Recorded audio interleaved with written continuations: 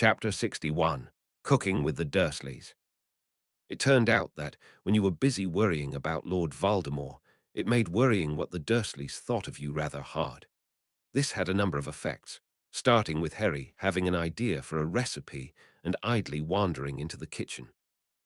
Harry was halfway through coaxing the stove to do things a stove was unlikely to do and deeply in need of a Muggle candy thermometer, with two other dishes in various stages of preparation before Aunt Petunia caught him. Harry turned to look at her rather guiltily, large bowl of sugar in one hand and whisk in the other. "Vernon," Aunt Petunia yelled. "Vernon, the boy's doing something." Aunt Petunia was a tattletale.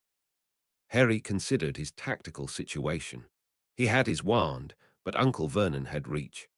No adult wizards around to mask the trace, and he didn't have a spare wand on him. Had to get one of those of his own as soon as possible. Worst came to worst, he could dive out the window, and in the likely event that he just ended up manhandled like a kitten, he had a candy for bruised dignity. Harry took a second to put the bowl of hot sugar down. That was just an accident waiting to happen. After a second, he took a chocolate out of his pocket and ate it. For some reason, Harry was looking very calm when his Uncle Vernon stormed into the kitchen. "What are you doing, boy?" "Making lemon candy for Dudley and his friends, and a French soup for dinner. Chocolate." "I don't want a chocolate, boy. Where's the money coming from him? I won't have you wasting my money on this garbage." "I got a job," Harry said calmly. "You got a job?" Uncle Vernon looked him up and down. "What sort of job?" Harry thought about this question. "I mostly work in the school kitchens," Harry said, because being calm did not prevent you from lying. This got a bark of laughter from Uncle Vernon. "Everyone finds their own level, don't I always say that, Petunia?" He shook his finger at Harry. "Good to hear you're contributing something. Don't muck it up. No foreign muck in my kitchen." He took Aunt Petunia's arm to lead her into the other room to talk about Harry, and Harry heard Uncle Vernon telling her, "Best news I've heard all year. Boy might just turn out normal. I know a man who'd be willing to hire him to wash dishes. Great man. He puts up with all sorts. But Vernon. Got to encourage him when he shows signs," after which Harry couldn't eavesdrop anymore, and he had to return to his candy before it went quite wrong. Concentration, Harry thought firmly, was key. Somehow, this led to Harry doing all the cooking around the house, though he avoided doing the grocery shopping, and Aunt Petunia gave him cookbooks that were allowed. Everything that was not in the approved cookbooks were not allowed. Because Aunt Petunia made him itch, Harry experimented with spices in the allowed recipes. Aunt Petunia eyed Harry suspiciously over dinner, but since she still avoided being in the same room with him, it worked out okay. Not great. Harry went through all his calming chocolates over the course of 4 weeks, but okay. Dudley seemed under the vague impression Harry was his own personal house elf, who would be happy to make him candy and cakes on demand. Harry countered by requiring Dudley to go to the shops for ingredients. Dudley countered by threatening to punch him. Harry countered by giving Dudley a look. Later, Harry asked Dudley over lemon pie, "Why'd you run off earlier?" "You don't know what you look like sometimes," Dudley muttered. "You think all this stuff," Dudley waved a fat hand vaguely, "is great. It's not great, it's scary." Harry ate another bite of pie. "I think it's great and scary," Harry offered. "See, this is why we all think you're round the bend," Dudley said kindly. Harry politely refrained from giving Dudley a look. He studied his fork instead. "Piers reckons since you're so round the bend, I should be nice to you, 'cause it's not your fault you're weird." "You actually talk about me." "You were acting extra weird last summer," Dudley explained. "He says he's got a mad uncle." Harry gave Dudley a look, and Dudley took the rest of his lemon pie and fled. Harry thought it was probably because his look was trying its best to say, "You are not Lord Voldemort," and at this point, everything else just isn't scary in comparison. "Boy," said Aunt Petunia abruptly one day, when the sun was especially hot and Harry had been lurking inside to try to steal the newspaper. "We're going out. Aunt Petunia, do you have your money?"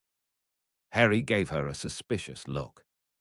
"A bit," he allowed, mostly from letting Dudley act as a sort of dealer for him this summer, his only source of muggle money. "Come along," which was how Harry had the very disconcerting experience of going clothes shopping with Aunt Petunia. New trainers weren't terrible, since he could get them with red stripes on sale, but trying to work between his budget and Aunt Petunia's idea of respectable looking produced a furious Harry and a seething Aunt. It didn't help that someone just out of sight was giggling. Harry, who resolutely refused to wear anything he thought a muggle Draco Malfoy would wear, ended up with a couple pairs of jeans and a few t-shirts in his size. "Now," Aunt Petunia said, with the air of a woman about to die, "a haircut. Now a haircut. You remember what happened last time we tried that." By Aunt Petunia's expression, she did indeed remember what happened last time she tried that. Her lips thinned into near non-existence. "One of the neighbors was commenting on me again," Harry said flatly. Aunt Petunia didn't say anything to this. "How about I make more of an effort to stay out of sight?" Harry offered. In the end, Harry did not get a haircut, but he did get a lecture on gratitude. He was, he noted with some pleasure, getting better at tuning those out. Harry getting Dudley attacked by Dementors did not endear him to the Dursleys, and as he listened to the order very carefully not explain why they weren't explaining anything to him, Harry realized something with crystalline clarity. Something was very wrong with Professor Snape, because Professor Snape would have known this was a really stupid plan. It didn't help Harry's temper. Chapter 62. Marley Means Well. In exchange for their really helpful complete lack of information, Harry borrowed a trick he hadn't used in about 5 years. It had once upon a time been dangerous for him to do better than Dudley in school, so Harry was very good at playing dumb. Grimmauld Place, London, Order of the Phoenix. Arabella Figg on Dumbledore's short list of trustworthy people. Harry has never heard anything about any of this. Harry's a mushroom, kept in the dark and fed.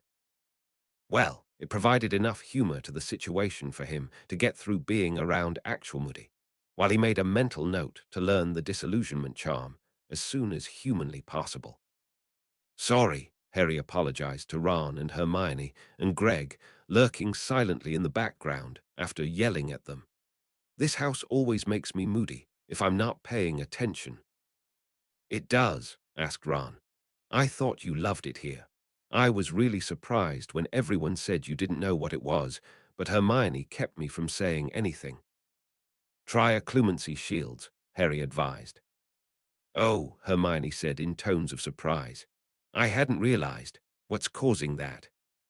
"Some dark object or other," Harry said with a shrug. "It's not so bad if you're not serious. It hits that same part of you that's in Azkaban. I bet Hagrid would hate it too." "But Harry," Hermione said worriedly, "Sirius has to stay here now. The Ministry's tearing the country apart looking for him because Fudge is so angry with Dumbledore." At which point Fred and George interrupted, so Harry was left with another worry to add to the back burner. "I said shut up," roared the man, and with a stupendous effort he and Lupin managed to force the curtains closed again.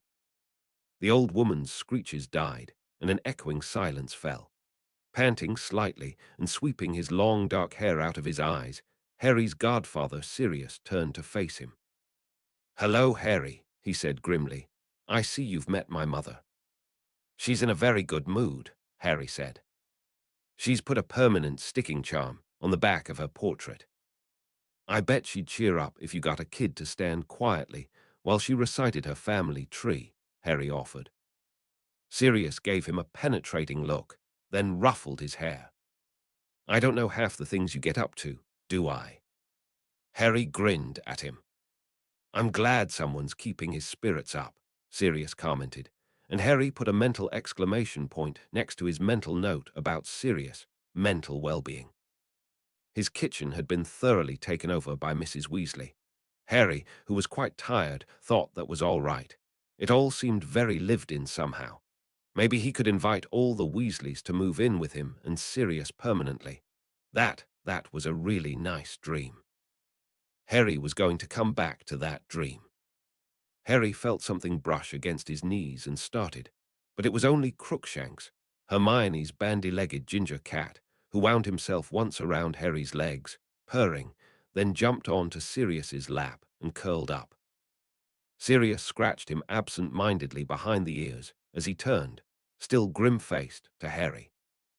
Had a good summer so far. Harry dredged up another smile for his godfather. Well, he whispered. Sirius barked bitter laughter. Been boring around here, too. How come? Because the Ministry of Magic's still after me, and Voldemort will know all about me being an animagus by now. Wormtail will have told him, so my big disguise is useless. There's not much I can do for the Order of the Phoenix, or so Dumbledore feels. There was something about the slightly flattened tone of voice in which Sirius uttered Dumbledore's name that told Harry that Sirius, too, was not very happy with the headmaster either. Harry felt a sudden upsurge of affection for his godfather. At this point in the conversation, Kitten swept through the room, and Molly Weasley swatted at her with a broom. Upstairs, Kitten, she ordered fiercely. Upstairs. She likes people, Sirius informed her tiredly. I told you. Kitten, Harry said. I saw a delicious-looking dust bunny on the third-floor landing. You can have some outdoor mud later. Kitten purred away out the door again, and Sirius laughed. Only funny thing to happen around here all month, Sirius told him. Come to a turn when I'm spending my time watching a bowl of soap. Kitten's a very complex magical artifact, Harry said piously. You should say thank you, he paused. And I bet you like how she drives Professor Snape crazy. Sirius looked beatific. He can't even be in the same room with her. He gets this twitch. Dinner was going very well, until Molly Weasley started arguing with Sirius. He's not a child, said Sirius impatiently. He's not an adult either, said Mrs. Weasley, the color rising in her cheeks. He's not James Sirius. I'm perfectly clear who he is, thanks, Molly, said Sirius coldly. I'm not sure you are, said Mrs. Weasley. Sometimes, the way you talk about him, it's as though you think you've got your best friend back. I'm not asking about Voldemort, Harry said abruptly, because I'm going to find out whether or not you lot tell me. I've done that every time before this, and I'll do it this time too. Were Sirius and Professor Snape the only ones who noticed that?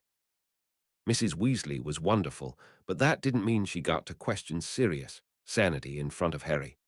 Harry had a number of jobs in his life, and taking care of Sirius was undoubtedly one of them. He met Remus' eyes across the table, and Remus looked away. You see, asked Mrs. Weasley, still talking to Sirius, you keep encouraging him to act rashly. Harry was very tempted to start breaking plates, but he let the argument play out anyway. He's not your son, said Sirius quietly. He's as good as, said Mrs. Weasley fiercely. Who else has he got? He's got me. Yes, said Mrs. Weasley, her lip curling. The thing is, it's been rather difficult for you to look after him while you've been locked up in Azkaban, hasn't it? Sirius started to rise from his chair. Molly, you're not the only person at this table who cares about Harry, said Lupin sharply. Sirius, sit down. Right, Harry said to Ron after Fred and George had left. Nice room, but there's been a bit of a misunderstanding. I'll see you in the morning. You're not sleeping here. I've got my own room, don't I? Harry asked. G-night. And Harry slipped out of the room he'd been ushered into by Molly, covered in his invisibility cloak, and then Harry knocked on Sirius' door. Sirius barked at him softly, so Harry let himself in. He sat down next to Sirius on his bed and ruffled his furry ears. Life's a little easier as a dog, isn't it? Sirius nosed at Harry's leg, and Harry gripped his ruff affectionately. I'm not her son, Harry said quietly. Sirius went still. It's nothing to do with her, really. She's lovely. So's Mr. Weasley. But she has Screaming Rose with her sons. She never has Screaming Rose with me. Harry tried to put it into words, the oppressive aura of the house not helping. He closed his eyes for a moment, visualizing the perfect feeling of a snitch in front of him, darting through the air. It helped, a little. You were the only one who asked me how my summer's gone today. She just thinks she knew. Everyone thinks they know who I am. Sirius's ears were drooping. Harry decided that the better part of valor was stopping talking before he set Sirius to biting Mrs. Weasley, and curled up to sleep with Sirius as a pillow. Chapter 63. Greg Helps Out. Weasley seemed to think the children could be distracted from their plotting via chores, but Harry decided he was a little cross with her and immediately skivved off with Fred and George to test magic candy recipes they'd been working on, chatting amiably about his new idea for a lemon-flavored one to cheer people up. "We've been marketing yours to St. Mungo's children's department," George told him, passing him a purple thing to test. Harry eyed it cautiously. "Because we always hated drinking potions as kids. Who doesn't love candy? But they're taking a while to catch on, so we thought we'd try something aimed at parents instead." "How's production?" "We've been able to keep up with demand so far, since we're not in the order, but it'll be tricky once we get back to school," Fred allowed. "That's where you come in, partner." Which is how Harry found out that Fred and George were much more efficient than their mother at keeping him too busy to think about Voldemort. "So," Harry asked Professor Moody, "if two students were fighting all the time, would you send them into the Forbidden Forest to collect spiders until they decided to change their ways?" "Ha, he did a really good impression of you." "He asked me for advice, Potter." Harry decided to get out of that conversation pretty quickly. Number 12 was beginning to look actually good, though apparently Harry's idea and Mrs. Weasley's idea of good had some divergence, since she kept finding things for the troops to do.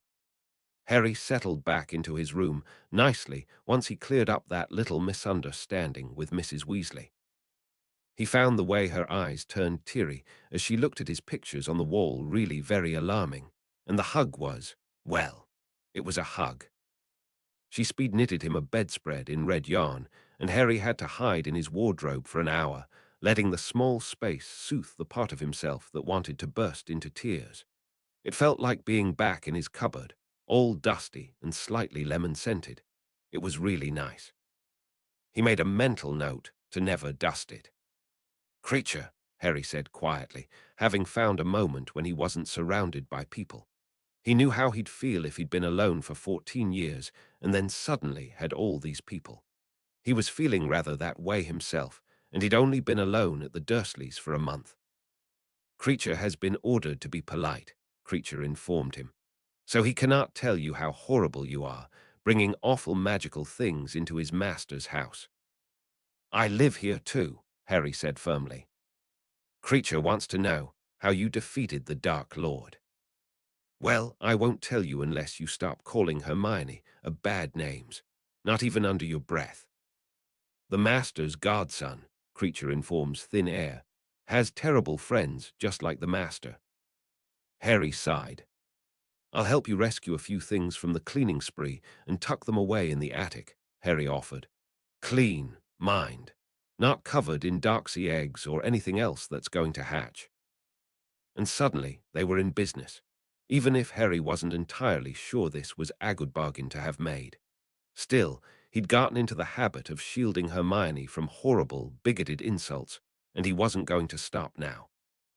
Harry gave Creature quiet orders about taking care of the potions lab upstairs, which Harry had kept locked because he could see two things vividly in his mind: Mrs. Weasley finding it, and Fred and George finding it. Harry was almost busy enough to forget his hearing, but luckily he was living in a cursed house that kept the bad things in life firmly in the forefront of one's mind whenever one let one's guard down, which was mostly right before bed, lying in the dark. Harry reminded Sirius frequently and firmly to occlude, but in an undertone, because he didn't want anyone thinking his godfather was really crazy and taking him away somewhere. Harry had suspicions about Mrs. Weasley, who already thought Sirius wasn't godfathering right. Sirius complained he was pants at occluding, so they settled for breaking some awful old plates whenever Sirius got too frustrated. Despite some effort, Harry cornered neither Professor Snape nor Greg in the time before his hearing at the Ministry. Greg seemed to be constantly wandering the house, aimless and silent, retracing his steps and walking in circles, pausing only to obey direct orders. Harry had been wanting to talk to Professor Dumbledore at the trial, but he didn't have the chance. He ended up making another short line in his dream journal, which had turned mostly into a notes about Kerskar journal, written in what he hoped was sufficient code. One instance, brief lunch after hearing, talking to Ron, Hermione. It wasn't that he thought there was a pattern. He was just preoccupied about Professor Snape, and taking notes about things made him think maybe later Professor Snape would think he wasn't completely hopeless. There was really only one more interesting thing that happened that summer, but it was a doozy. Found it, Greg told Harry happily. Come see. Found what? Harry asked, following him upstairs. The cursed thing, Greg said. Left it in my room because I didn't want anyone nicking it. Which cursed thing? There's loads. The one you were looking for, Greg informed him. Greg held out a handsome necklace, a locket. Had to fight that house elf for it, Greg added, but I didn't kill him. Thanks, Harry said faintly, eyeing it warily, remembering the last time he'd picked up a cursed object in this house. How'd you find it? Found the part of the house where I was saddest. Took a while. Harry stared at the locket for a minute. We should talk to Sirius. He might know what it is. Maybe he'll want to keep it. Sirius did not want to keep it. What followed could only be called a comedy of destruction. Sirius tried smashing the locket, which broke his hammer. He tried melting it, which melted its chain and turned the fire an awful black color. He tried hitting it with spells, which burnt the floor and brought Molly Weasley down on all their heads, though Sirius hid the locket pretty quickly from her. In the end, Harry stuck it in a box lined with woven spider silk and thistle pods, which at least made its aura a little less malignant. Creature, who had been watching their antics for the past few hours, took it out of his startled hands. Creature keeps it. That can't be good for you, Creature, Harry told him firmly. It is Creature's duty. Creature keeps it. You keep it safe. Creature keeps it. Sirius dragged Greg and Harry down to the kitchen for chocolate, conversation, and a fervent discussion of why Sirius's house was so weird. Chapter 64. Luna reads aloud. Ron and Hermione going to the prefect's carriage on the train was really not pleasant at all. Harry also was really not used to the way Greg walked, just behind his shoulder on the left, but Ginny seemed to find it funny and was walking just behind his shoulder on the right. It made him feel like he was in a gangster movie. They ended up squeezing in with Neville and Luna, who Harry hadn't met. Neville was giving Greg a very odd look. He's had a row with his family, Harry said quite awkwardly. He stayed with me this summer. More or less. Neville seemed to have no comment on this, and they fell into conversation with Luna, who was lovely. Being covered in stink sap in front of Cho Chang was not. Greg, apparently, thought Luna was lovely too. Would you like to go to Hogsmeade with me? Greg asked her, a few hours into conversation and the train ride. That's not a very funny joke, she told him, blinking large eyes. It wasn't a joke. I like your hair. She considered this, looking very vague. Well, if you like. Greg grinned. The girls on this side are much prettier, he told Harry as an aside. Harry stared at Greg in some bemusement. He was pretty sure they were friends, but sometimes Greg was just still himself. Harry couldn't get over the impression that Greg considered himself a minion on loan. Harry wasn't even sure how you lent a person, but it seemed to help to consider Greg a very large, potentially violent house elf. Draco and Crabbe stopped by to do some taunting, in classic form, with a nice half-veiled reference to Sirius. Greg watched this with a blank, stolid expression. It was exactly the same as his normal expression, which Harry found frustrating.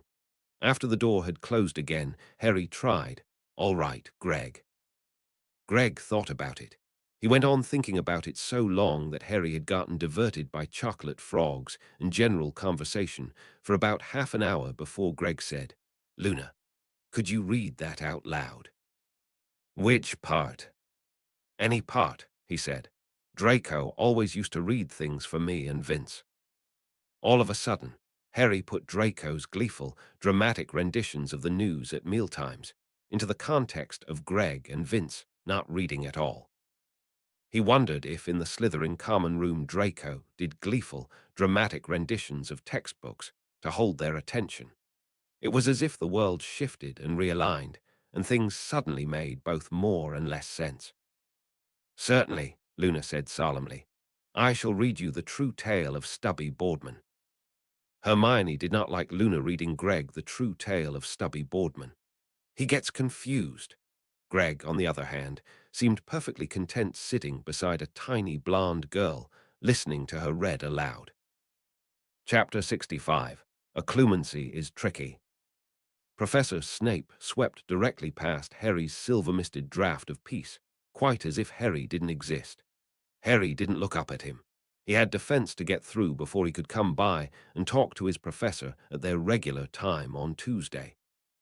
He wasn't stupid enough to think that Professor Snape would say anything honest with witnesses. Being assigned a dream diary by Professor Trelawney was a nasty shock. Harry considered it all the way to defense, at which point he decided he was going to copy down one of his month of dreams from a few years ago, when his nightmares were at least a little less predictable. His graveyard dreams could stay where they were, safely in the privacy of his head and his real dream diary. "I do not have time to hold your hand this year, Potter," Professor Snape said when Harry turned Monday evening after dinner. It wasn't their usual night, which was Tuesday, but apparently Harry had detention tomorrow. Professor Snape was minding 4 cauldrons. "Be concise." "I have detention tomorrow, so I thought I'd come by tonight instead. Well, every night this week. But tomorrow night, I was going to come by to talk to you. Your capacity for misdemeanor continues to astound me." "Professor Umbridge is A." Harry cut himself off. "We had a disagreement about current events. If you started preaching about current events in my class, Potter, you would have more problems than a week's detention." Harry thought this was very unfair. He was still seething about this when Professor Snape continued. "There's grading to do on the front desk. Have at it, if you please. Sometimes I think you'll manage to drain the art and majesty right out of studying potions," Harry commented, taking a seat and sharpening his quill, trying to make his shoulders unclench. "Then I get back to work, sir." "Get back to work, Potter." Harry got on with the grading, which was exactly the same as last year, except this year he had piles from grades 1 through 4 of the summer homework, instead of grades 1 through 3. Harry's notes weren't as pithy as Professor Snape's, but he could at least tell who hadn't done the reading, whose paper was too long or too short, and one group of 3 that had committed blatant plagiarism. He set those aside for Professor Snape, since he knew it'd cheer him up to tear them into tiny shreds. He watched the potion Professor Snape was working on. He'd read about this one, he realized. Not that many potions used soot and pine needles and puffballs. This was liquid darkness.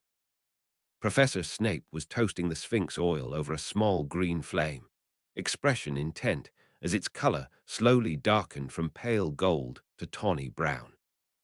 Harry felt a surge of affection watching Professor Snape work and spoke without thinking. "You always were a clever one, Severus." Both Harry and Snape froze, before Snape's hands began moving again, salvaging his work with short, jerky motions. "Thank you," Snape said evenly, face averted and hidden behind dark hair. "On a different note, Potter, how goes your study of occlumency?" "Poorly," whispered the amused voice in Harry's mind. "Professor," Harry said very quietly. Perhaps you should go, Potter, Snape continued in a near whisper. I'm sure you have studying to do. Harry felt another surge of affection and realized with dawning horror that it wasn't his. It was possessive, dark, amused Voldemort. Pink elephants, pink elephants, pink elephants. He heard Voldemort's laughter as he felt him sink hooks into the relevant memory. I always have loved broken things, was the hissing comment. Get out of my head. Harry formed the thought as if it was a Patronus, with all his will behind it. Good night, Harry Potter. I trust you will sleep well. And then Harry was alone in his own mind. Good night, sir, Harry said numbly and fled. Harry, Snape said, as Harry was grabbing his things. Take dreamless sleep tonight. Madame Pomfrey handed some over without argument, and Harry hurried back to his dorm, head aching fiercely. Say, Harry, can you help me with the paper on moonstones? Ron asked. I've got no clue, and Hermione's busy policing Fred and George and working on a new speech for the house elves. Can't, sorry, Ron. Harry tried to edit that bit of bluntness. I need to sleep. Like you were saying, I've been too crabby today. Okay, night. Harry hated Ron's expression, but he hated having Voldemort in his head a great deal more. Did you know, Voldemort commented while Harry was sitting at lunch the next day eating beet soup. That imperfect occlumency training makes the mind more vulnerable than the untrained mind. I must commend Severus for that bit of cleverness. Harry dropped his spoon into his soup, splashing the table. He mopped it up with his napkin. You all right, Harry? Asked Ron. Fine, Harry said numbly. Voldemort didn't say anything else that day. Harry was still very distracted, waiting for the other shoe to drop. Really, though, what was he supposed to tell people? I'm really actually hearing voices. Voldemort talks to me in my head. It was bad enough when it was just a murderous basilisk whispering to him. This was much, much worse.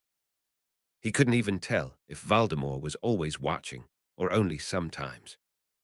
Ron and Hermione probably didn't deserve how often he jumped and snapped at them. Then Harry made the mistake of thinking about telling Professor Dumbledore. He wasn't sure if the headache was him cringing at the idea or something from outside his mind, but either way it ate up his whole afternoon. Harry was certain he'd managed to get to care of magical creatures and herbology, but he remembered absolutely nothing about it. He mostly said, "That's nice," to everyone who tried to talk to him. No one seemed to notice anything too odd. It was nice they couldn't see that he felt like his head was going to fall off. Voldemort, Harry thought waspishly, master of the world, lord of headaches, which upgraded his headache from a nasty ache behind his eyes to a stabbing pain up by his temple. Harry tried not to breath, on the theory it might help. It did not help. Right, he thought, and tried to occlude. Think about the snitch, Harry Heights. Think about heights. Harry had taken to carrying candy around instead of a headache potion, and he was deeply regretting it right at the moment. He had detention every night this week during his normal potion brewing time and piles more homework than usual. He really didn't want to ask Madame Pomfrey for anything, and Snape, no. It turned out going, "That's nice," to Angelina when she came to yell at him about Quidditch was not the best plan Harry had ever had. It just made his head echo in the most disconcerting fashion, and he hadn't even properly heard what she was yelling about, and basically, Harry was pretty sure he'd been kicked off the Quidditch team. He'd have to do something about that, in his copious free time. Harry wanted to be back home with Sirius breaking plates into tiny, satisfying pieces, trying to set that bloody locket on fire again. And what was that burst of foreign interest? What did Voldemort care about a stupid piece of indestructible evil jewelry? Sirius had hundreds of things just like it, weird evil trinkets drenched in human blood or made of bone or some such rot.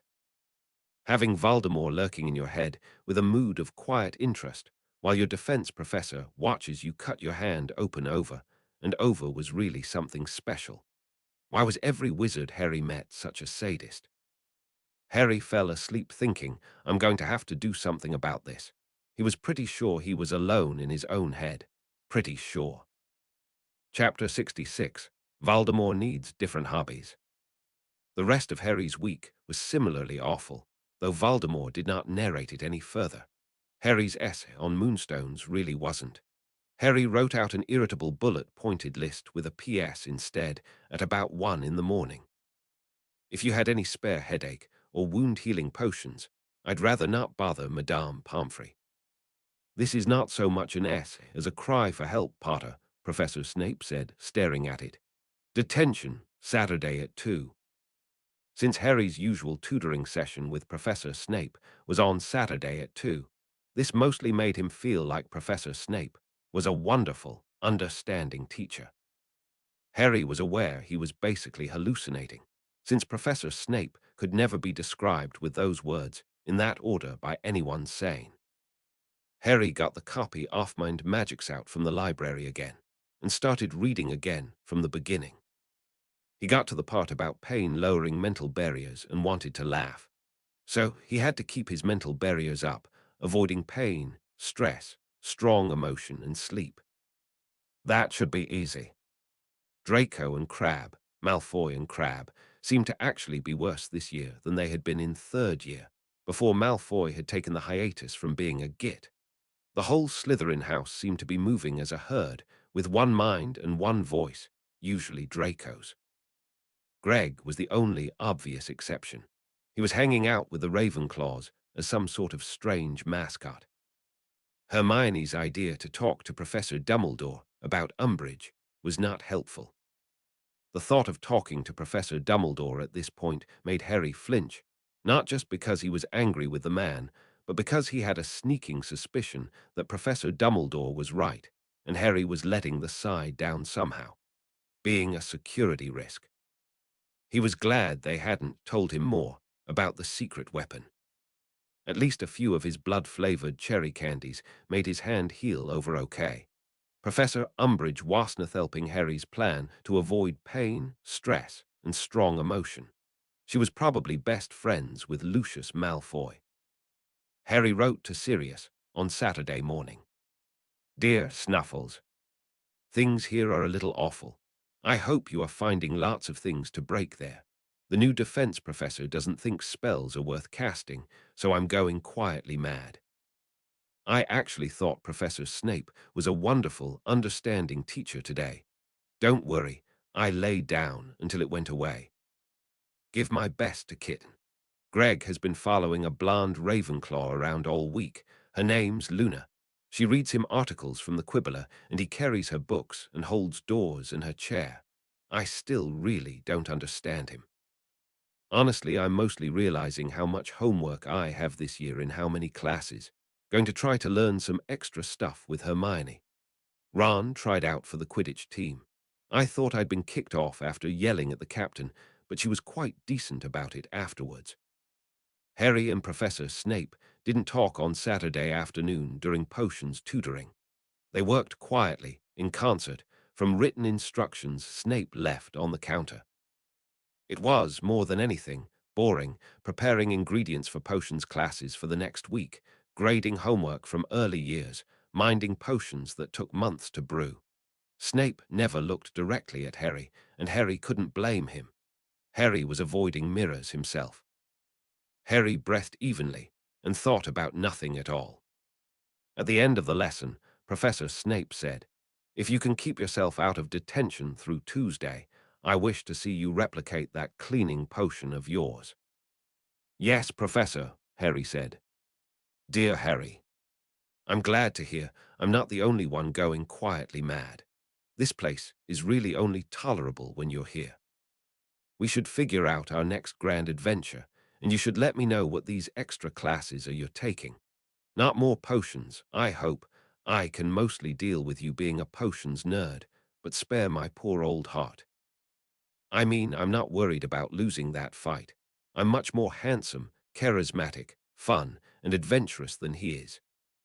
I'm no good at this being adult and treating you like a little kid thing. You came fully grown. I skipped all the embarrassing bits that would lead me to lose all respect for you because you can't tie your own shoes. I don't like being so far away from the fight right now. Don't you dare quote me to me, Harry. I'm thinking about what you'll say in response to my letter, and it's not on. We'll talk soon. Don't do anything I wouldn't do. Harry felt a rush of affection, loneliness, worry, anger, fear, all sorts of things, on reading his new letter. Is it a product of a Dumbledore education that produces this love of absurd code names? Voldemort inquired politely. Harry was sitting in the Gryffindor common room. It was a nice sunny day outside. Warm. He felt very cold. It's polite to answer questions when they are asked, Harry. I'm really not interested in having a chat. Murderer. Right, Harry thought. His mistake was having feelings. He'd read his letter, and he'd felt strongly about Sirius. Strong emotions, low occlumency barriers. He'd be fine just as soon as he stopped worrying about Sirius. I'm looking for him, you know. That was not helping. Harry, something wrong with your letter? Asked Ron. My scar, Harry said, trying to keep his voice down. Hurting. Mate, maybe you should talk to someone about that. Madame Pomfrey or Professor Dumbledore or something. Harry winced at the burst of pain and anger. He rubbed a hand over his face. I already talked to Madame Pomfrey, and I've got some potions. Speaking of, he dug out a headache potion and swallowed it. You are a curious boy, commented Voldemort. Tell me, would you be interested in a standard offer of wealth and power? Harry swallowed the laugh. This was not an appropriate time for laughter. Voldemort was not funny. Murderer, Harry reminded himself firmly. Everything okay with Snuffles? Ron asked, because Harry was having too many conversations right now. He's just bored. Everyone's so busy keeping him out of trouble, you know. Like he wasn't bored enough in, the kennel. Well, what'd he say about your scar hurting? You told him, didn't you? He said to trust Dumbledore, Harry lied, because that seemed like the sort of thing Sirius would say if Sirius were the sort of parent Marley Weasley would approve of. Not that Sirius was his parent. That wasn't no godfather. Like Sirius had said, Harry was basically grown up, and like Remus said, Sirius got confused sometimes. More like generationally removed brothers, except they couldn't tell Mrs. Weasley that. She'd think Harry was confused, and Harry was not crazy. Of course you're not crazy, Voldemort said in a reassuring tone. Voldemort, Harry thought distantly, had horribly effective dramatic timing. Harry glanced around the room for inspiration and caught sight of Ginny. Right. She'd dealt with Voldemort's younger self for a whole year and managed not to murder anyone or die, and that was with a piece of Voldemort that had nothing else to do except suck her life out and drive her to murder. Harry took a calming breath. Having a plan helped. He gathered the feel of flying around him, the smooth wood of the broom. Harry, Ron said cautiously. Oh, Harry blinked his eyes open.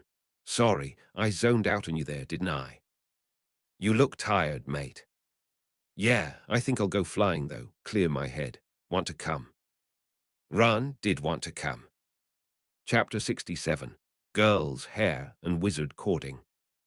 Ginny, Harry said later, after flying himself into comfortable exhaustion, would you like to take a walk with me?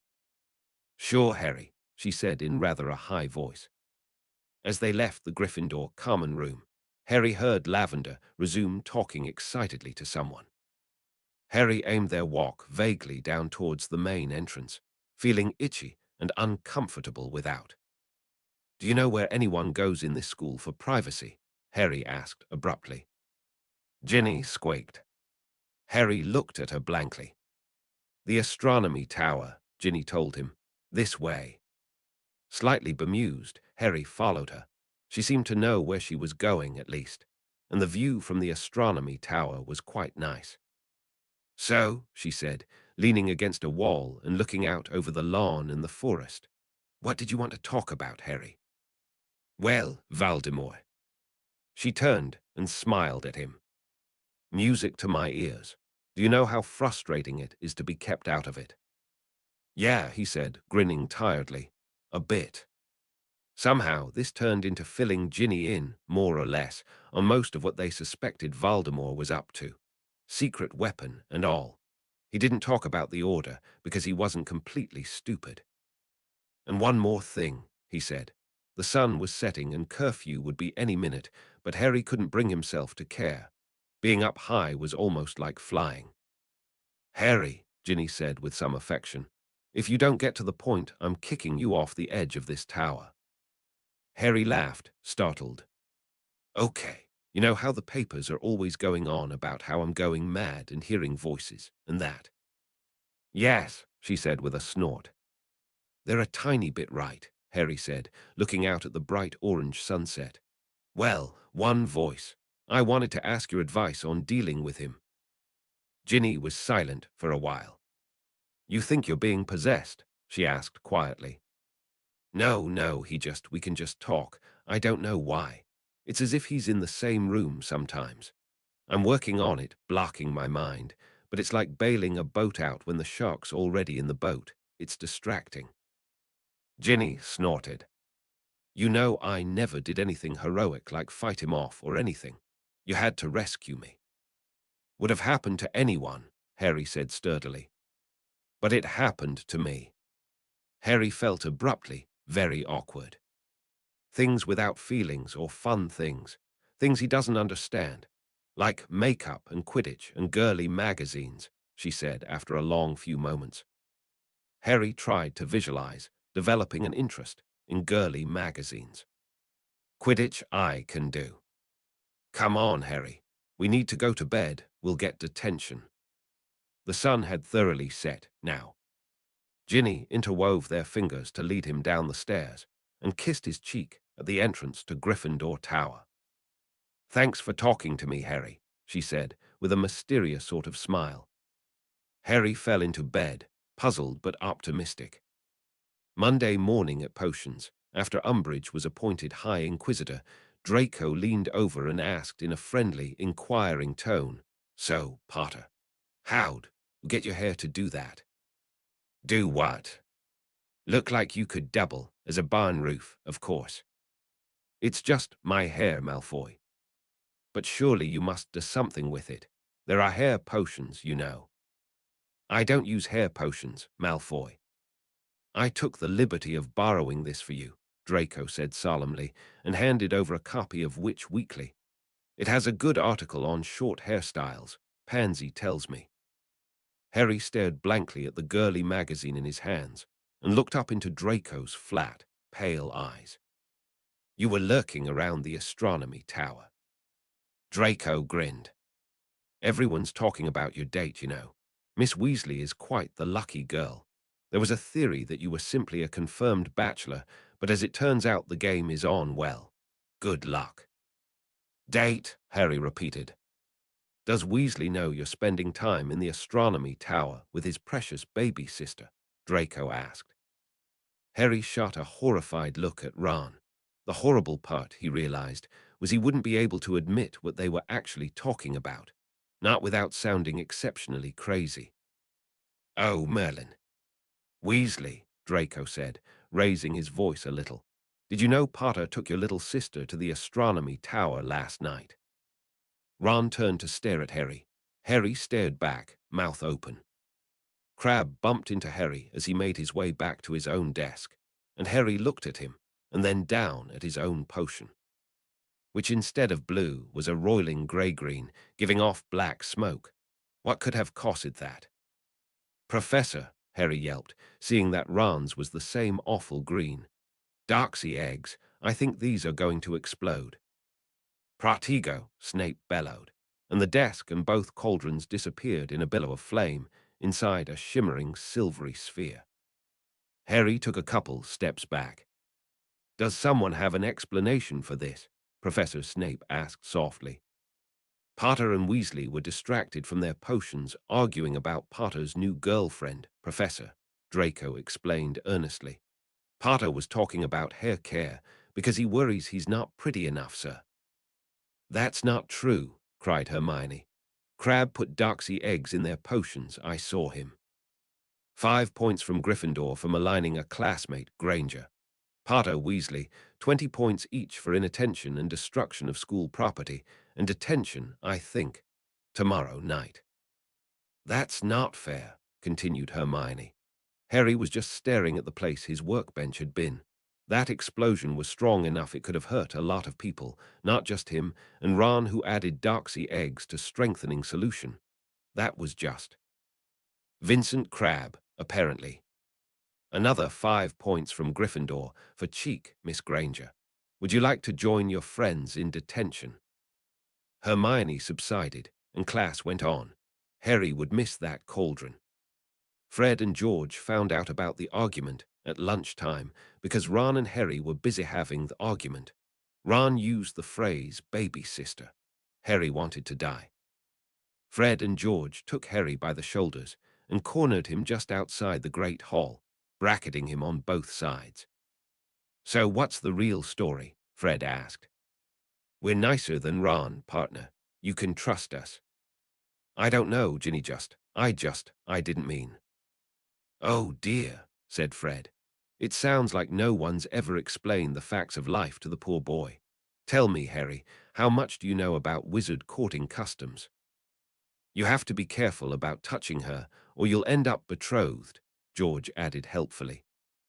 Too much eye contact is a no-no. You can get married that way. That's if you say her name 3 times in a row, George. Oh right, Fred, I forgot. And of course, you need the ministry's permission to get married. So in conclusion, they said in unison, it'd be safer to stay 3 rooms away. Harry glared at them, both in equal measure, as they broke down laughing. He got 2 arms slung around his shoulders. Seriously, Harry, Fred confided. She's a bit of a dragon. Be careful, yeah. Hoards things, confirmed George. When in doubt, throw something shiny and run. Fred, George, asked Ginny from just behind them. They swiveled in unison. Yes, sister dearest. Fred and George bolted, Ginny hard on their heels. Harry ran a harried hand through his hair and raced to get to divination on time. Chapter 68. Potions Nerdery Brings People Together. Yeah, Quirrell was a great teacher, said Harry loudly. There was just that minor drawback of him having Lord Voldemort sticking out of the back of his head. This pronouncement was followed by one of the loudest silences Harry had ever heard.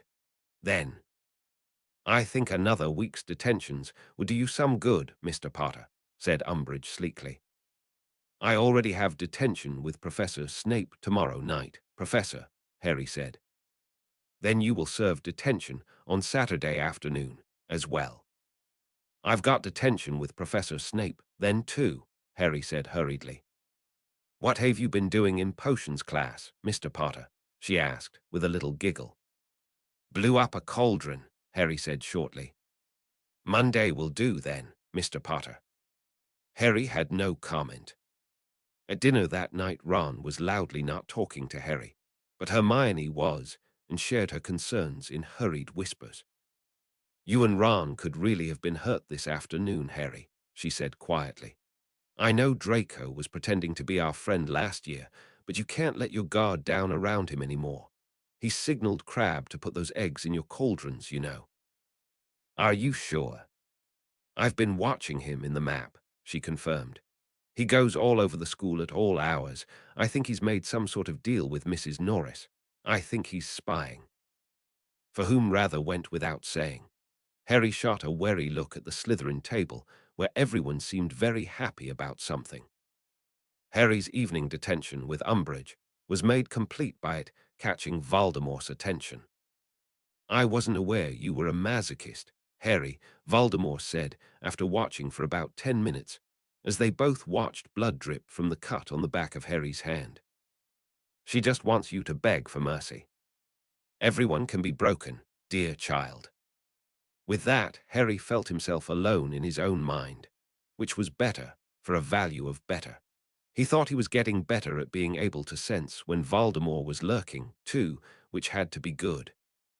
Harry managed to get himself another night's detention on Tuesday afternoon, bringing him up to Tuesday of the following week.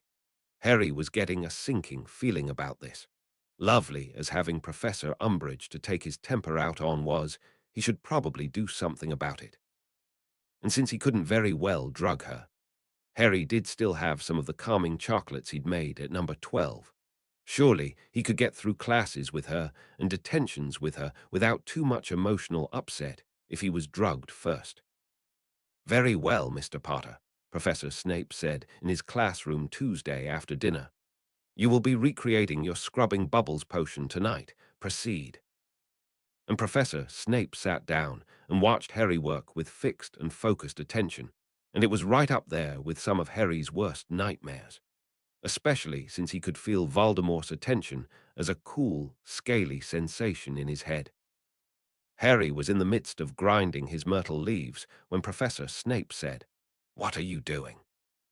"Grinding myrtle leaves, Professor. Those are fresh. The recipe doesn't specify. No one with any sense would grind fresh myrtle leaves, Potter. Fresh leaves are not crocheted before adding them to a potion. This is what I did, Professor." Professor Snape's nostrils flared, but he gestured Harry to proceed. Harry continued his brewing, trying to tune out everything but his potion, including the increased pain in his scar. Finally, his potion gleaming a pale yellow, he tapped the side of the cauldron 3 times with his wand, focusing his magic on movement, activity, cleaning, cheer. "What was that?" Professor Snape asked sharply. "I tapped the side of the cauldron 3 times. The instructions do say." "That was not tapping. That was broad swishes of your wand, as if you were charming." Professor Snape scowled at him. Harry looked blankly back and checked his potion.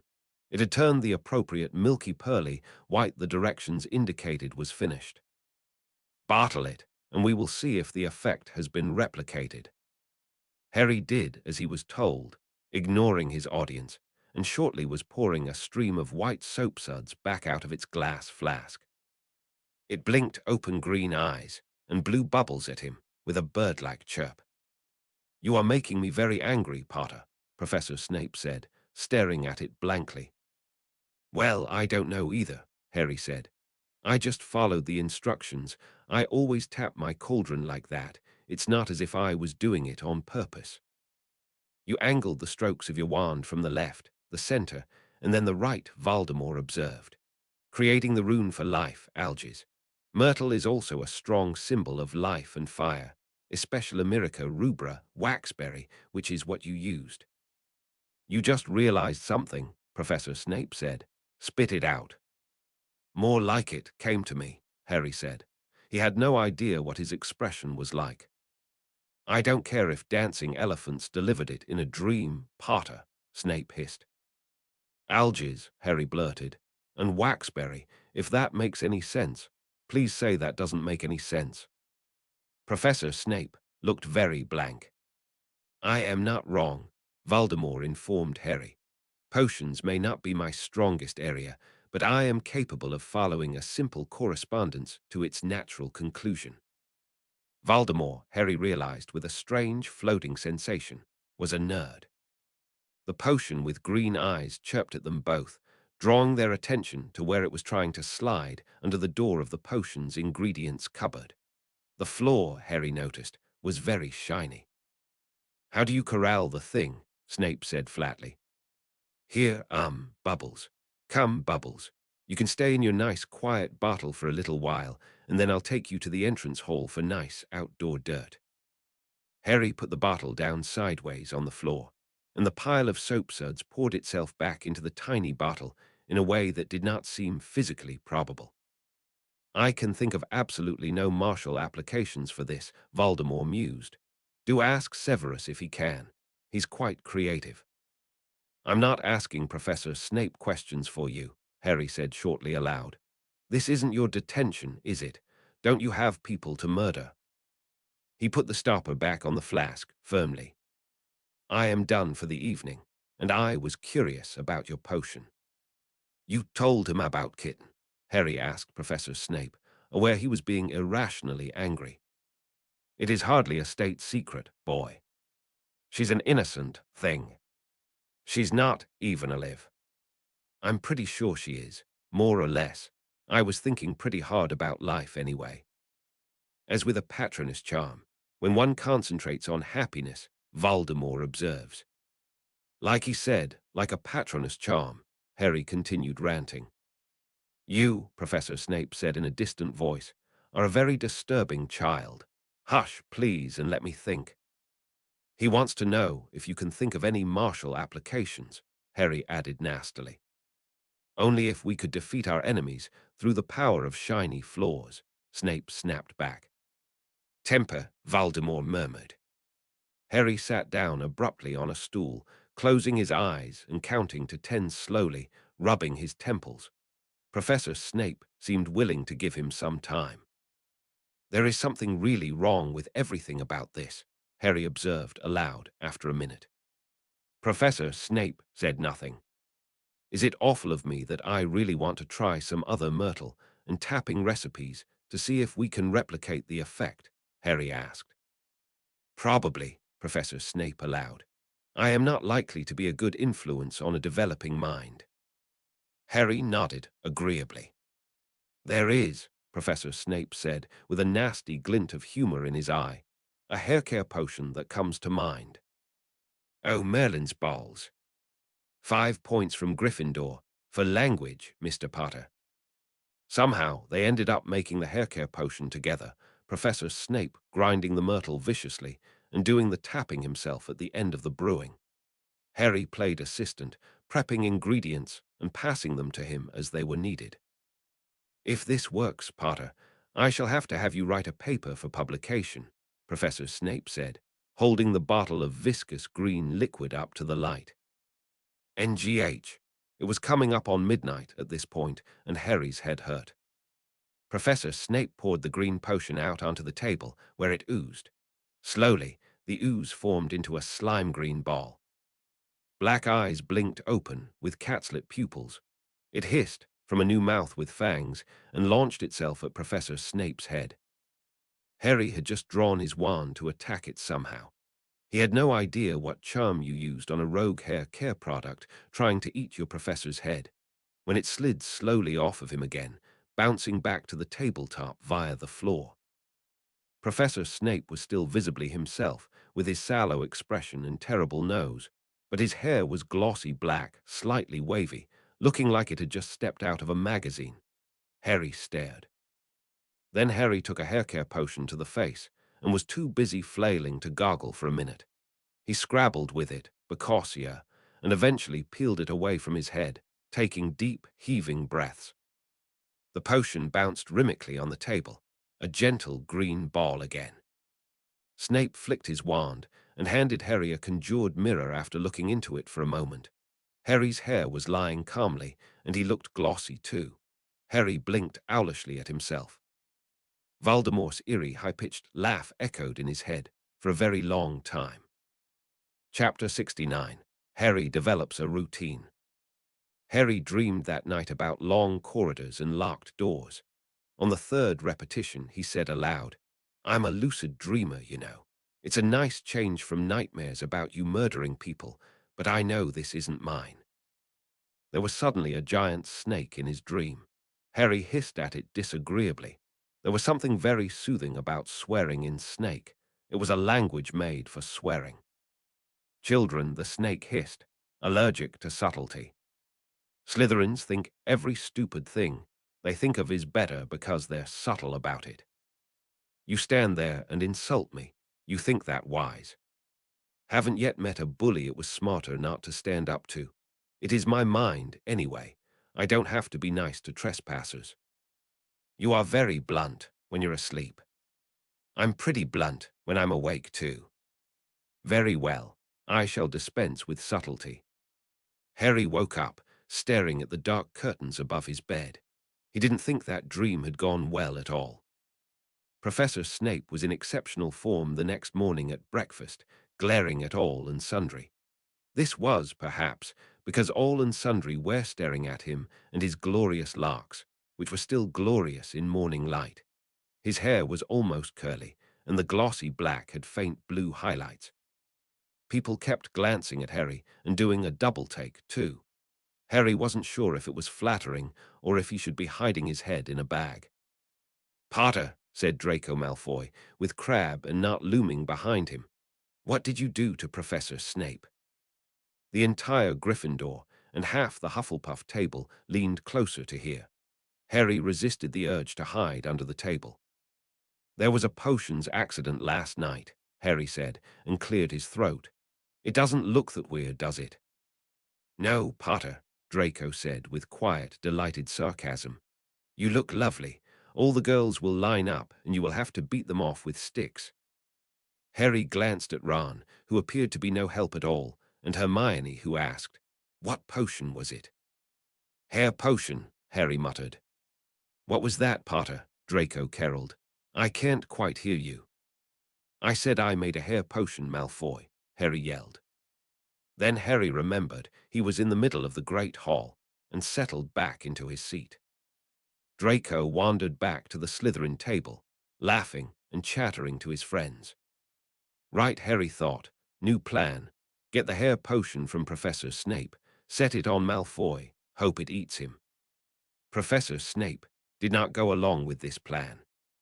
The whole school gossiped for days about what had happened to Professor Snape's hair, but Harry refused to go into detail. Professor Snape assigned him background reading on the terrible things that happened to researchers who let their discoveries be stolen. A whole anthology of, and he died, depressed and alone, while someone else got all his fame, glory, and friends, was not a subtle hint. Finally, Harry's 5th year began to fall into a routine. He had his regular classes during the day, Quidditch practice twice a week, and potions, detentions, twice a week on one flimsy excuse or another. Harry had too much homework, too little time to sleep, and everyone thought he had a girlfriend. "I'll tell them to knock it off," Ginny offered, as they were taking a walk in the blustery September weather one Saturday. "If you want." "It's all right," Harry said. "I don't know how else we'd explain it. I don't want anyone to know." Ginny squeezed his hand, but didn't comment on that. "I always found him very charming," she said. "He was always very kind. Except he was sort of mean, in a funny way. He could make fun of anything and make you laugh, even if you knew he was being mean." "I think I know what you mean," Harry allowed. "The only way I found not to get turned around was to not talk to him. I'm doing my best. It's not like I'm interested." He paused. "Even if I do think it could be useful somehow to spy." "He's not there now, is he?" "I can tell," Harry promised. "If he's around, I'll ask you about how you do your hair. Malfoy's idea, the git." "You did do something different with your hair last week," she said. "I was attacked by a rampaging hair care potion," Harry said solemnly. "And so was Professor Snape.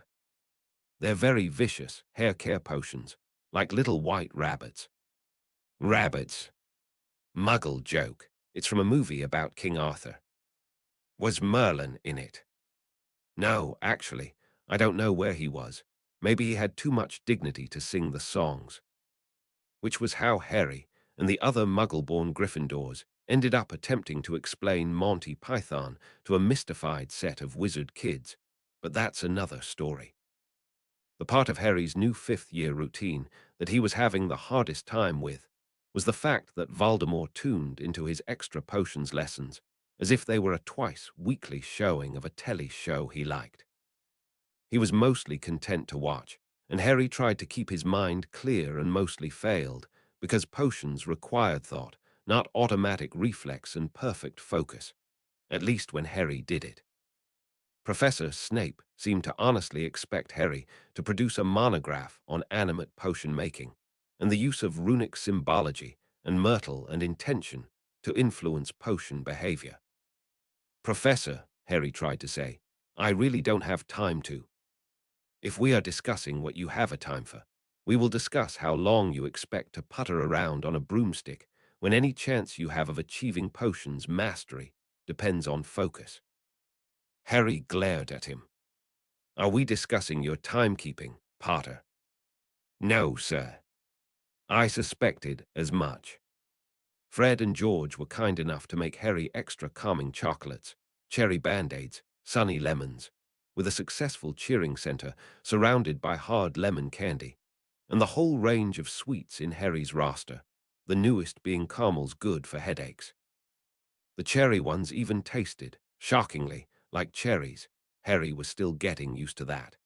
After the third explosive failure of his undetectable extension charms on his many extra robe pockets, Harry groveled to Hermione until she redid them to a reasonable, fashionable standard.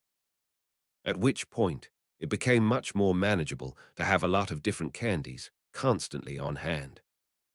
One pocket had a single dose of polyjuice in it, and a crystal vial with one of Draco's hairs.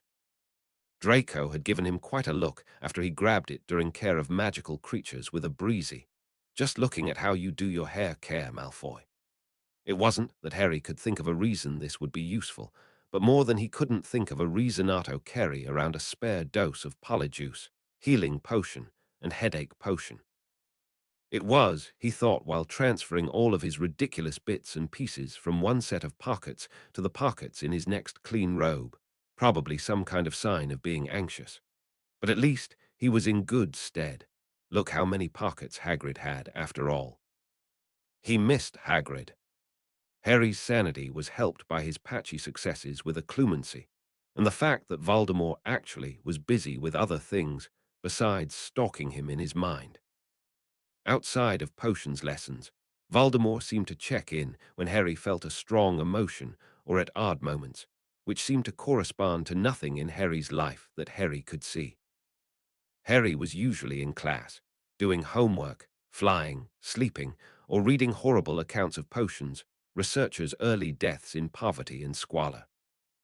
Voldemort actually stuck around in his mind to read about the potions researchers' early deaths in poverty and squalor. "You read very slowly," he observed to Harry. "I'm not 80 years old and used to calligraphy. Turn the page. I want to see if he gets eaten by his cats." Freak, Harry thought, and then had a pang of guilt. There were a lot of insults he'd throw at someone, but he truly hated that one. Harry's scar flashed with pain, but Voldemort seemed to have no further comment. After a moment, Harry turned the page.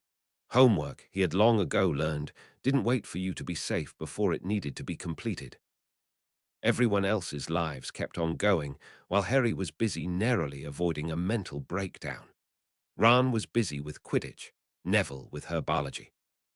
Hermione had decided her latest cause was house elf literacy, which she was selling to the house elves as a way to get more work, and to her friends as the next step towards unionization. Greg continued to follow Luna around at every opportunity. Draco continued to do a really, really good impression of an evil little weasel. Harry set Bubbles free in the entrance hall of the school and promptly lost him, only to find out he'd made fast friends with the headmaster and was following him everywhere, trying his best to power wash his robe. Harry refused to be jealous of a pile of sentient soapsuds that made, for Merlin's sake. He thought a lot about Hermione's idea about starting a defense club. Harry got a letter from Sirius before the first Hogsmeade weekend that consisted entirely of an orderly list of ways he tried to smash, set fire to, melt, or otherwise destroy the locket.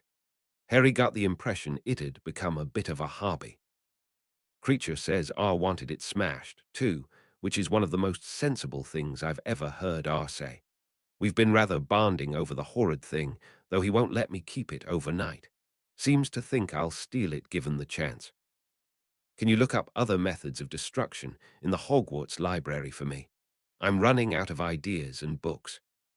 Harry felt a flash of foreignanger and said under his breath, "Oh, knock it off. It's not your ugly amulet, is it?" Harry paused, rewound what he just said, and said instead, "It is your ugly amulet. Right. I'm really going to enjoy when we finally figure out how to smash it."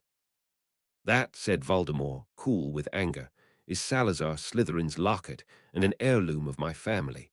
Your precious godfather's brother stole it from me and died. A little respect, Harry, is not too much to ask." Harry thought about this. "I don't respect you at all," he said, and focused as hard as he could on Quidditch statistics. Slamming a mental door in Voldemort's face might be petty, but it was still satisfying. "You're, talking to yourself," said Ron, very awkwardly. "I was reading Sirius Letter," Harry said, thinking quickly. "And then I was angry about everything and was yelling at Voldemort in my head. I've started doing that sometimes." "Might want to keep it inside your head," Ron advised. "Don't need to give people ammunition for more articles." Harry smiled. "Yeah, you're right." And then Harry changed the subject. There were a few times when Harry just repeated how much he hated Voldemort over and over, and a few times when he swore inside his head as viciously as he knew how, but neither got any reaction, not even a stab of pain. Harry did not have such a disciplined mind that he could keep that up for more than a few minutes. He ended up thinking about his parents, or Quidditch, or potions, or homework. There was just a lot to life. Voldemort turning up in his mind, to watch him eat mashed potatoes at dinner, quickly became normal. Not fun, not something Harry wanted to happen, not welcome, but normal. Harry kept working on his occlumency. Chapter 70, Banned. Harry kept up a constant stream of occlusion at the first meeting of his defense group at the Hog's Head, which seemed to work. Or perhaps Voldemort was just busy murdering someone. Whatever worked, really. Greg, who followed Luna in, said nearly nothing at the meeting. "If Luna says the minister has an army of heliopaths," was his one contribution, "he's got one." The entire group met his glower and mutually decided not to argue with him about it, except for Hermione, who was stopped by Ginny from getting quite off track about it. Harry was not sure how he felt about his not quite dating Ginny when he found out she'd been dating a boy named Michael Corner, and now wasn't, and when Hermione asked him what he thought of Cho looking at him. Ginny, helpfully, told him that he shouldn't worry. She was still seeing Michael.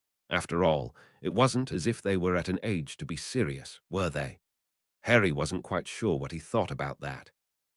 Hedwig coming back the Monday after Hogsmeade weekend with a hurried note from Ron's, "Mum not to do anything against school rules, please," did nothing to convince any of the children not to do anything against school rules, though it did convince all of them that owls were a terrible communication method. Harry did not say that it seemed to him right now that for a communication method was insecure. It seemed rather belaboring the point. Draco was bragging before Potions about getting the Slytherin Quidditch team reinstated, and Harry held Neville back from attacking him after a nasty dig about St. Mungo's. Then Umbridge turned up in Potions class, and Harry spent the entire class fantasizing about how he could turn his potion into a caustic poison and throw it at her. "Professor," Harry asked after Potions class on Monday, eyeing the door and keeping his voice down. "I know you said the only time I could threaten muggles was if my life was in danger. What about threatening teachers?" Professor Snape gave him an even look. Harry stuck his hands in his pockets. "Which teacher?" Professor Snape asked. "Professor Umbridge. Never give a wizard or witch warning before you strike, Potter. She already knows I hate her. If I were in the habit of giving you advice, Potter, I would by necessity make sure you knew what to do with a young witch you are leading out after curfew." Harry stared at him in horror. "As with all health concerns, you should discuss it with Madame Pomfrey." Professor Snape knew precisely how to kill a conversation. At lunch, Harry passed Draco a folded note. "Can't punch you this year, but we'll come up with something creative next time you talk about mad people. P.S. You're lucky this note isn't soaked in poison. I'm getting quite good at them. P.P.S. I hope you're very angry about Greg and Luna. I think they're cute. Dearest Harry, I know you want to copy my poise and hair, but please stop sending me love notes in the middle of lunch. People will get the wrong idea." Harry was almost certain Draco was mocking him, but there was an edge of flirtation there that was making Harry very confused and rather off balance. "Dear Snuffles, enclosed is my list of methods from the library. Hermione helped. I thought about asking permission to look in the restricted section, but I don't think that would be appropriate for young minds. Our new professor is very careful about children. I've been thinking about starting a club once I get the proper permissions. You know how important school rules are. It'll be a little busy with Quidditch, and Snape's been giving me detention a lot. I made Kitten a brother, and now I have to write extra lines about my mistakes. As for other extra lessons, haven't had time for many of them. P.S. Hermione's been studying communication methods. Ron's mum worries with him away so much. Any research ideas appreciated. Harry had Quidditch instead of potions that Tuesday, and ended up admitting to Ron that his scar hurt when Voldemort was angry. He fell asleep in the common room to the lull of potions ingredients lists, and woke up in the night to Derby.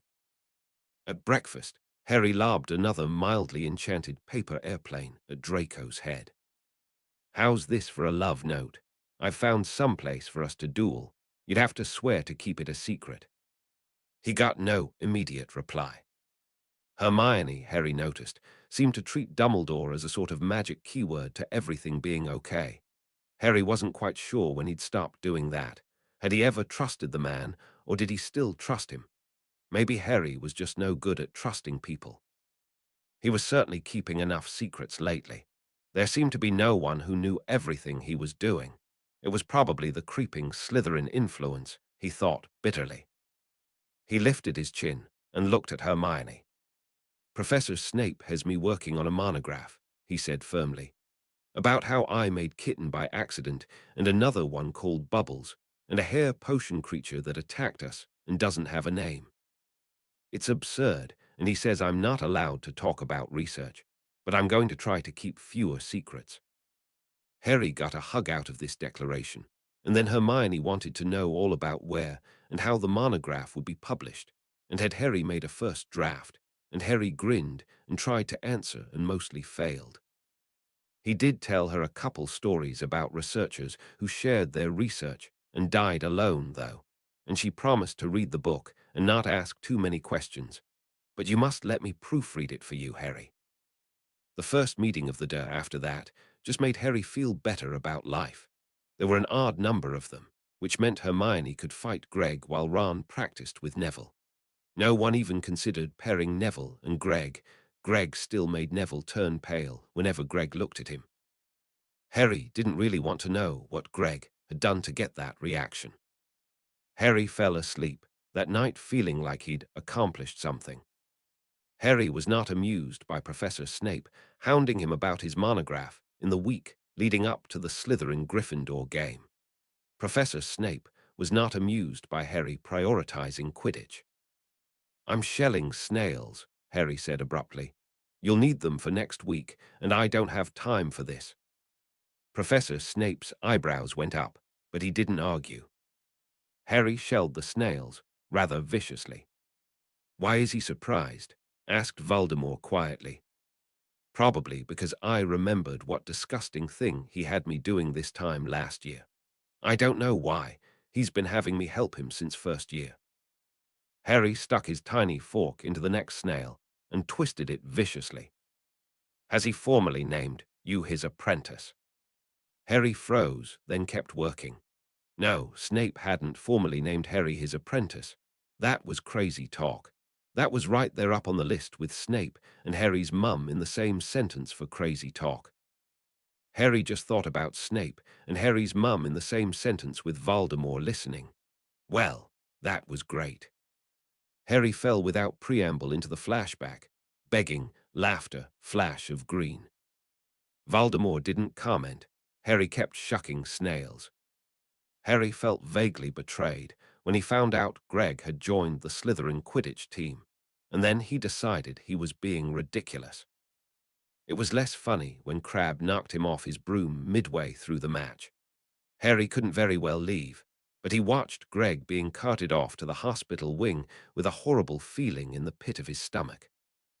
Crabbe knocking Harry off his own broom at the end of the game was just icing on a rather painful cake. At least, Harry thought smugly, watching Draco glare at him through narrow grey eyes, he'd won the game. Too bad your reflexes are slow, huh, Malfoy? Harry called cheerfully. Practice, practice, practice. Malfoy snarled at him silently. It was a beautiful thing, except then Malfoy had to ruin it by talking about Ron's family, Ron's mother, Harry's mother. Punching Malfoy felt very, very good. He'd been wanting to do that for weeks, ever since term started. Yes, Mr. Potter, I think a lifelong ban ought to do the trick, said Umbridge, her smile widening still further as she watched him struggle to comprehend what she had said. You and Mr. Weasley here. And I think, to be safe, this young man's twin ought to be stopped. Too, if his teammates had not restrained him, I feel sure he would have attacked young Mr. Malfoy as well. I will want their broomsticks confiscated, of course. I shall keep them safely in my office to make sure there is no infringement of my ban. But I am not unreasonable, Professor McGonagall, she continued, turning back to Professor McGonagall, who was now standing as still as though carved from ice, staring at her. The rest of the team can continue playing. I saw no signs of violence from any of them. Well, good afternoon to you. And with a look of the utmost satisfaction, Umbridge left the room, leaving a horrified silence in her wake. I find, Voldemort commented idly, at times like these that the Cruciatus is the only reasonable reaction. That actually did sound really reasonable right now. Professor Umbridge, writhing like one of those spiders Professor Moody, who was actually Crouch, had liked to bring to class to torture. Except no, Harry was a potions person. He really should go along with his original plan of an untraceable contact poison that caused her to fall slowly ill and perhaps forget who she was. That had worked out pretty well when it had happened to Professor Lockhart. Voldemort chuckled. Harry could not bring himself to care. Chapter 71. Voldemort is competent at many things. Harry occluded like mad while Hagrid told his story about the giants, but it probably didn't matter in the end. Draco turned up as Harry was trudging home from potions lessons one evening, and Harry, who still had Voldemort paying idle attention in his head, and hadn't felt like putting up the effort to block him out when Harry was busy thinking about monograph formatting, shot Draco a wary look. I just don't think it would be a good idea, Draco said, as if they were continuing a conversation, given your current situation. You mean Voldemort, the thing I told Ginny? Yes, and could you find a better confidant than a teenage girl? Who would you rather I pick you? It would be convenient, Draco said lightly. I never did get anything very useful last year. That's because I'm having no luck the past few years figuring out his master plan, Harry said tiredly. Sorry. I'll tell you, if you like. Harry froze. Draco eyed him, then bowed shallowly. Such a polite boy, Voldemort commented. You leave him alone, Harry thought sturdily. Aren't you curious? Not if you want me to know. Well, yes, I am, but it's probably a trap somehow. I'm not a complete idiot. Harry closed his eyes and built a wall in his mind out of brooms and Quidditch hoops. He opened his eyes. Right, so my year is terrible. Yours. Moderately wonderful. I'm king of the castle, you realize. Suppose I do. Not right now, I can occlude. I bet you're terrible at it. Harry shrugged and started walking back up towards Gryffindor Tower again. Why was Longbottom so fussy with me the other day? You don't know. If I knew, I probably would have been an ass about it before now. I promised not to go sharing it around. Shall I ask my father? Your mother would know, I suppose. My mother, Draco said blandly. This sounds like a story I would be curious to learn. What's he like? The Dark Lord, Potter, obviously. Evil, bored. I'm not interested in chatting with him, Draco. Why is it happening, do you know? Something to do with him almost killing me. I don't know. I'm not sure even Dumbledore does. The problem with dueling practice, Draco said, because Draco was very self-involved, is that we'll be caught, and I don't want to attract the High Inquisitor's attention. Now, Harry, is that any way to talk to someone who gives you hair care tips out of the goodness of his heart? I've got an invisibility cloak, and you're an animagus. We can get away with it if we want. Draco seemed to consider this. What's the place? Magic disappearing room. But I'm not telling you where it is without a promise not to tell anyone else or any teachers. Don't trust me. Not an idiot. And what was with Crabbe cracking Greg in the back with a bludger like that? Accident my foot. Vince is just angry Greg ran off on us, Draco said distantly. Harry glanced at him and didn't comment. Well, good night. If I decide to do this, I'll turn cat and come visiting. Have you poisoned Dolar's Umbridge yet? Voldemort asked in the middle of History of Magic class. This was getting pretty old. No, Harry thought, because I'd get kicked out of school and then you'd kill me. Only if you got caught. I'm not my dad. I don't think nearly getting caught and killed is fun. So you're going to let her get away with it? Looks like. She's just going to keep escalating the situation. She needs to feel in control, and no one can control Hogwarts. You're talking about someone else needing to feel in control. I appreciate organized chaos. Voldemort was very, very disturbing. Tell Binns you need to use the restroom and go see Severus. Because I know a little something about causing trouble at Hogwarts. This cannot possibly be a good idea. But don't you want to see Dolar's Umbridge with a glossy mane of blonde curls, courtesy of a benign hair care potion? Harry visualized this. There had to be a reason this was a bad idea. Voldemort wouldn't suggest good ideas. This was Atiribladia somehow. Harry couldn't see how, though, and Professor Snape had been adamant about not giving him the hair care potion to cause trouble with. Harry hated Umbridge a lot less than he hated Voldemort, but he couldn't do anything about Voldemort. He could, possibly, do something about Umbridge. Professor Binns, can I go to the restroom? Professor Snape was in his office and got this neat little line between his eyebrows when Harry said, "He says you should give me the hair potion."